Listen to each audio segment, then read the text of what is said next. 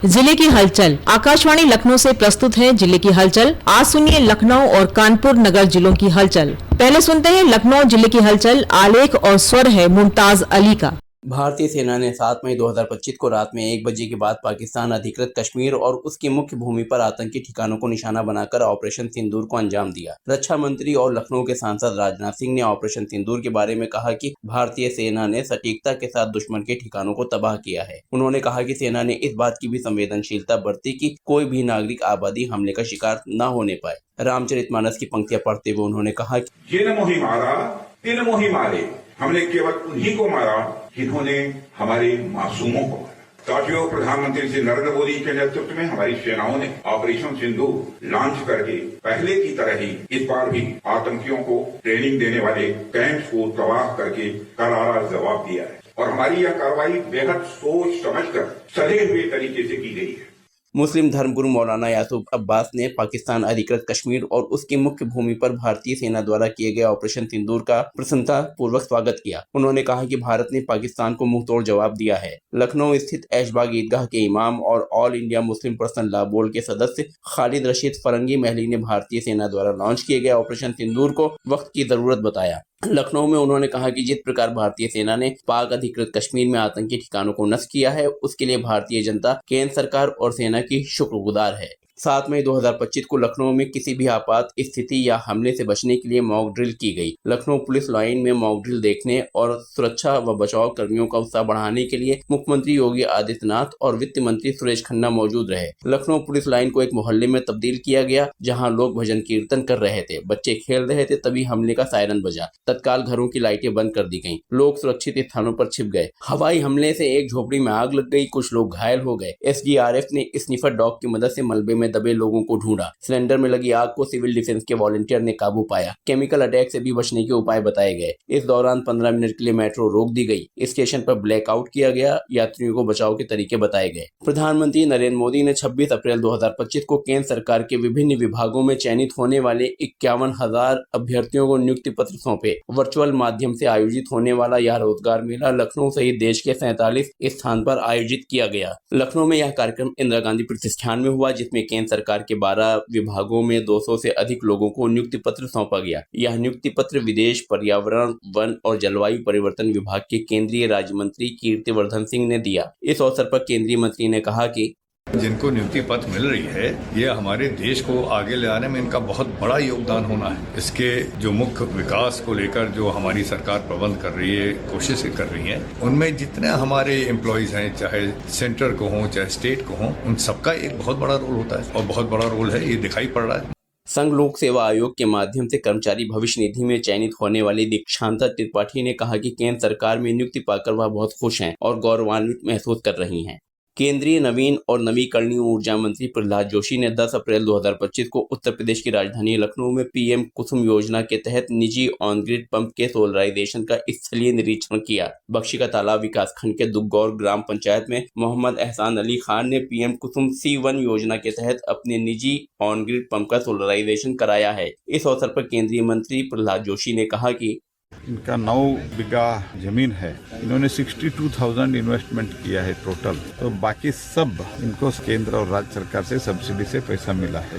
का 9,000 यूनिट इनका उत्पादन होता है और 2,000 इन्होंने इरिगेशन के लिए खर्चा करता है, बाकी सब इलेक्ट्रिसिटी भेजते हैं। तो एक तरफ से किसान का इनकम दुगना होना, इसके साथ बिजली उत्पादन भी कर रहे हैं और स्वयं के लिए इरिगेशन भी होता है, कमाई भी होता है।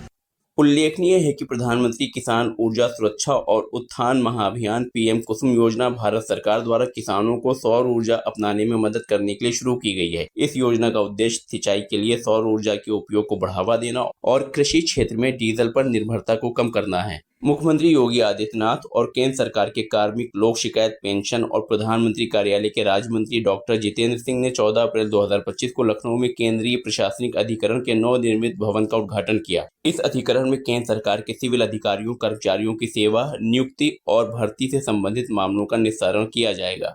रक्षा मंत्री राजनाथ सिंह ने लखनऊ के केडी सिंह बाबू स्टेडियम में 19 अप्रैल 2025 को सांसद खेल महाकुंभ का उद्घाटन किया। इस खेल महाकुंभ में बड़ी संख्या में स्कूली बच्चों ने विभिन्न प्रतियोगिताओं में भाग लिया। आज माता पिता अपने बच्चों को लिएंडर पेस, सचिन तेंदुलकर, विराट कोहली, रोहित शर्मा, पीवी सिंधु की तरह बड़ा खिलाड़ी बनते हुए देखना चाहते हैं। रक्षा मंत्री ने कहा कि प्रधानमंत्री नरेंद्र मोदी की प्रेरणा से कई सांसदों ने अपने क्षेत्र में खेल प्रतियोगिताएं आयोजित कर समाज के विकास के लिए एक नई राह तैयार की है। इस कड़ी में अब लखनऊ का नाम भी जुड़ गया है। किसी भी समाज के विकास के लिए यह जरूरी है कि खेल और खिलाड़ियों को महत्व दिया जाए और उन्हें समझा जाए। लखनऊ जिले की हलचल के बाद आइए सुनते हैं कानपुर नगर जिले की हलचल। आलेख और स्वर है राजेश श्रीवास्तव का।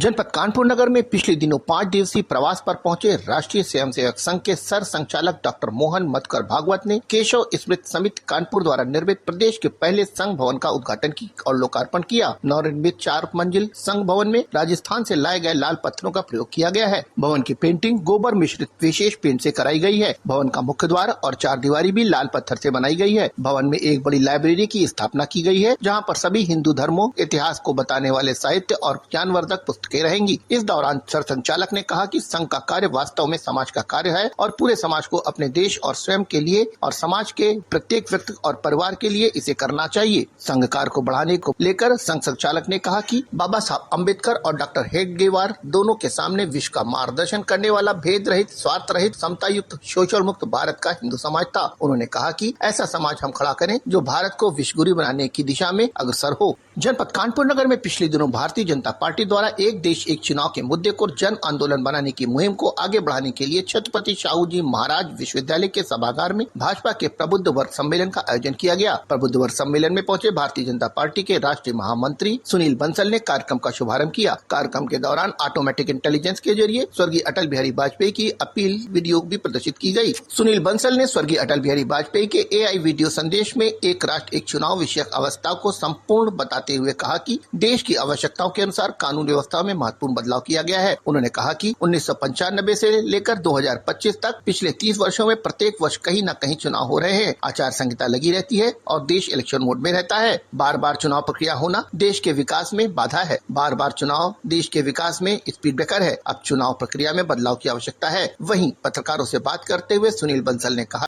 आज की वर्तमान आवश्यकता है कि एक साथ लोकसभा और विधानसभा के चुनाव हो। उसको लेकर के पूरे देश में एक जन अभियान हम लोगों ने शुरू किया है। जनता के बीच में जा रहे हैं, चर्चा होगी, सबके सुझाव सजेशन ज्वाइंट पार्लियामेंट्री कमेटी लेगी। उसके बाद में फिर नया बिल बनेगा जब चर्चा होगी।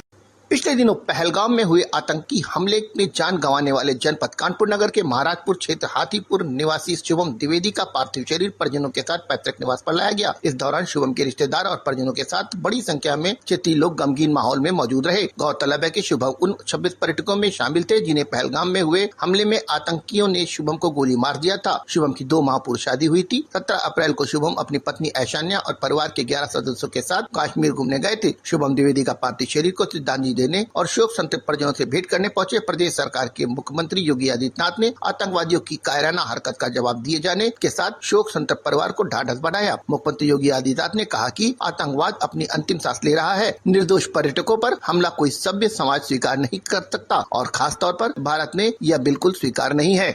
मुख्यमंत्री ने कहा कि भारत सरकार की आतंकवाद और उग्रवादियों को लेकर जीरो टॉलरेंस की नीति प्रभावी ढंग से आतंकवाद को नेस्तनाबूद करेगी। आतंकवाद के ताबूत में अंतिम कील ठोकने की शुरुआत हो चुकी है। सीएम ने कहा कि आतंकवाद और उग्रवाद के प्रति जीरो टॉलरेंस की नीति पूरे भारत को प्रधानमंत्री मोदी जी के नेतृत्व में विश्वास करना चाहिए। सीएम ने कहा कि डबल इंजन की सरकार है जो इस प्रकार किसी भी बर्बर और अमानवीय आतंकवादी घटनाओं को लेकर जीरो टॉलरेंस को लेकर काम करना जानती है। ऐसे तत्वों के विषैले फनों पर सरकार पूरी तरह सख्ती से कुचलने का कार्य किया जाएगा। विधानसभा अध्यक्ष सतीश महाना पहलगाम आतंकी हमले में शहीद हुए शुभम द्विवेदी के परिजनों से मिलने उनके घर पहुंचे। सतीश महाना ने शुभम के पिता और पत्नी ऐशन्या से बात किया और प्रधानमंत्री नरेंद्र मोदी जी द्वारा आतंकवाद के लिए पाकिस्तान के विरुद्ध शुरू की गई एयर स्ट्राइक और पाकिस्तान के विरुद्ध उठाए गए कदम की सराहना किया। इस दौरान पहलगाम आतंकी हमले में शहीद हुए शुभम द्विवेदी की पत्नी ऐशन्या और पिता ने मोदी जी का आभार व्यक्त किया। वहीं विधानसभा अध्यक्ष सतीश महाना ने कहा, जिन 26 निर्दोष लोगों की हत्या उन आतंकवादियों ने छुप कर करी थी। छुप कर तो कोई भी किसी के ऊपर वार कर सकता है, लेकिन सीना ठोक कर उनके आतंकी ठिकानों को नष्ट नाबूद करने का काम हमारी जाबाज सैनिकों ने किया है। ये था आकाशवाणी लखनऊ के क्षेत्रीय समाचार एकांश द्वारा प्रस्तुत जिले की हलचल का आज का अंक।